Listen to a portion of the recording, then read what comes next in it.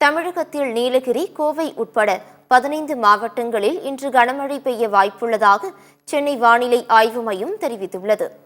தெற்கு ஆந்திர மற்றும் வட தமிழக கடலோர பகுதிகளையொட்டிய மத்திய மேற்கு மற்றும் தென்மேற்கு திசைக்கு இடைப்பட்ட வங்கக்கடலில் வளிமண்டல கீழடுக்கு சுழற்சி நிலவுவதாக வானிலை மையம் தெரிவித்துள்ளது.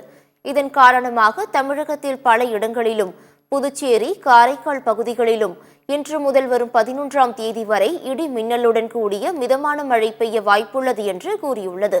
நீலகிரி, கோவை, திருப்பூர், தேனி, திண்டுக்கல், தென்காசி, திருநெல்வேலி, விருதுநகர், கன்னியாகுமரி, ஈரோடு, தஞ்சாவூர், திருவாரூர், மயிலாடுதுறை, நாகப்பட்டினம், புதுக்கோட்டை ஆகிய 15 மாவட்டங்களில் ஓரிரு இடங்களில் இன்று கனமழைக்கு வாய்ப்புள்ளது. சென்னை மற்றும் புறநகர் பகுதிகளில் இன்று வானம் ஓரளவு மேகமூட்டத்துடன் காணப்படுவதுடன் நகரின் ஒரு சில பகுதிகளில் இடி மின்னலுடன் கூடிய மிதமான மழை பெய்ய வாய்ப்புள்ளது என்றும் அதிகபட்சமாக வெப்பநிலை 99 டிகிரி பாரன்ஹீட் வரை இருக்கும் என்றும் வானிலை ஆய்வு மையம் தெரிவித்துள்ளது.